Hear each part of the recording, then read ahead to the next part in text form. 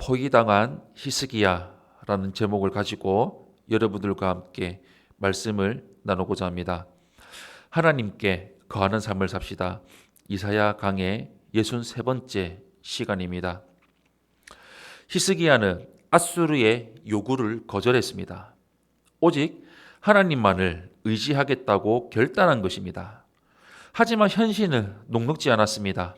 사네립이 대군을 이끌고 유다를 침공하자 히스기야는 세상의 새처럼 예루살렘 성 안에 갇히고 말았습니다.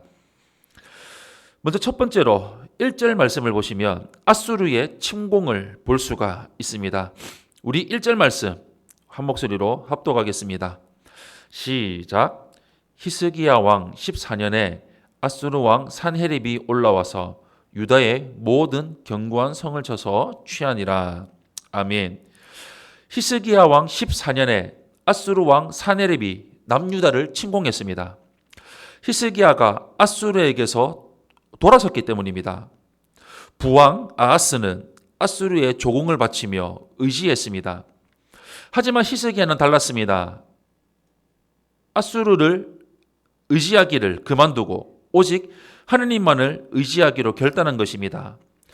히스기야로서는 신앙의 결단이었지만 앗수르 입장에서는 배신이었던 셈입니다.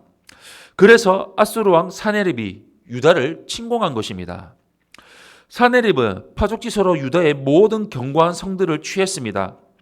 히스기야는 산헤립을 대적할 힘이 없었습니다. 그래서 예루살렘 성 안에 갇히고 말았습니다. 세상 속의 새처럼 앗수르에게 포위당한 절박한 상황에 몰렸습니다. 하나님만 의지하고자 앗수르에게서 돌아섰지만 현실은 냉혹했습니다. 우리가 하나님만 바라보겠다고 결단해도 현실적인 어려움은 변하지 않습니다. 믿음의 결단에는 핍박이나 고난이 뒤따릅니다. 그럼에도 불구하고 우리는 믿음의 결단을 해야 합니다. 두 번째로 2절에서 6절의 말씀을 보시면 상한 갈대 지팡이를 볼 수가 있습니다.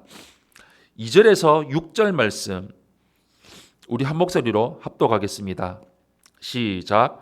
앗수르 왕이 라기스에서부터 랍사게를 예루살렘으로 보내되 대군을 거느리고 히스기야 왕에게로 가게 하며 그가 윗못 수도 곁 세탁자의 밭 큰 길의 섬에 힐기야의 아들 왕궁 맡은 자 엘리야김과 서기관 셈나와 아삽의 아들 사관 요아가 그에게 나아가니라.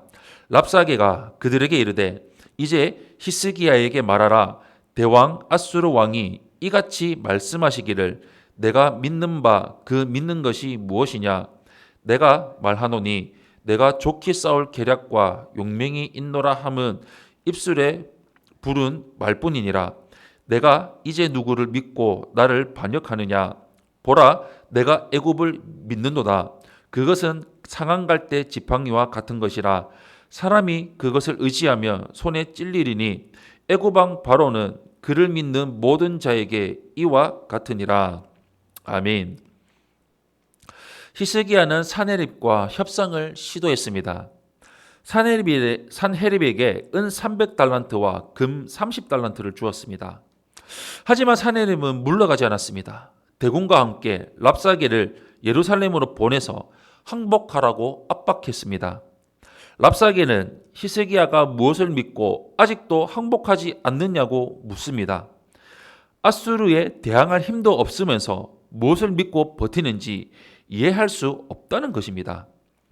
랍사게는 애굽이 도와줄 것이라는 히스기야의 기대가 얼마나 허망한 것인가를 언급하며 조롱합니다.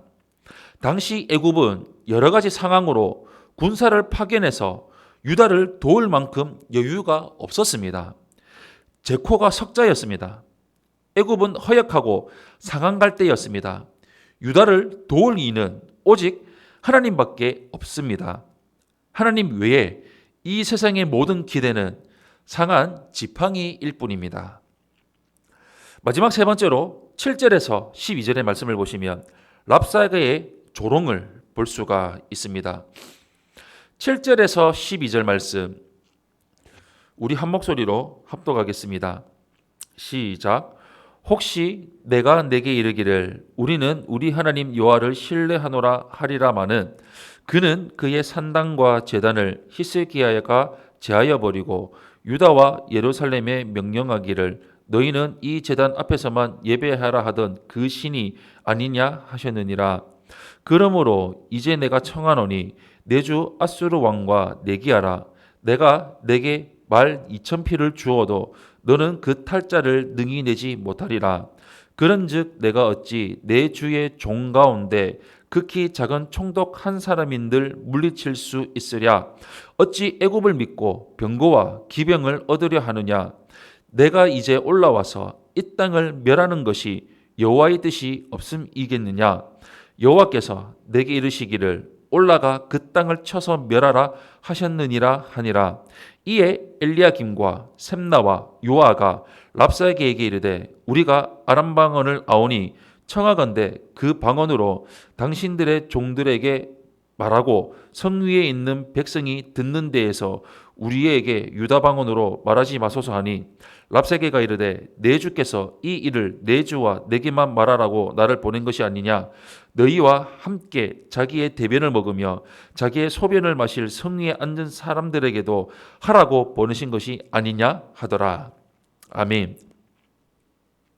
이제 랍사게는 히스기야의 믿음을 조롱합니다. 그는 히스기야의 개혁이 오히려 하나님께 가증한 일이라고 주장합니다. 수많은 산당을 없애고 오직 예루살렘 성소의 제단에서만 제사드리게 한 히스기야의 개혁을 폄하합니다. 그리고 유다의 무력함을 조롱합니다. 그러나 이는 여호와 하나님에 대한 무지한 랍사게의 주장일 뿐입니다. 불경건한 원수들이 하나님의 이름으로 하나님의 뜻을 왜곡시키는 것은 이상한 일이 아닙니다.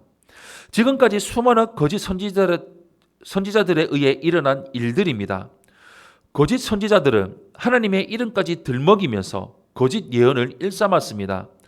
랍사게는 거짓말로 유다 백성을 혼란에 빠뜨리려고 했던 것입니다. 그는 즉시 항복하지 않으면 계속해서 비참한 상황에 빠질 것이라고 경고합니다. 하나님만 바라보며 신앙의 순결을 지킨다는 것은 고난과 인내를 요하는 길입니다. 사랑하는 성도 여러분, 믿음으로 산다는 것은 때로는 힘들 때가 있습니다. 히스기야는 아수르의 지배를 거부했습니다. 오직 하나님의 통치를 받기를 원했습니다. 하지만 아수르는 히스기야의 믿음을 조롱했습니다. 히스기야는 아수르에게 위협을 당했습니다. 믿음의 결단은 고난의 대가를 요구합니다. 고난을 두려워하며 믿음이 흔들립니다. 고난을 두려워하지 말고 믿음의 길을 고수하는 삶을 살아가기를 바랍니다. 아멘.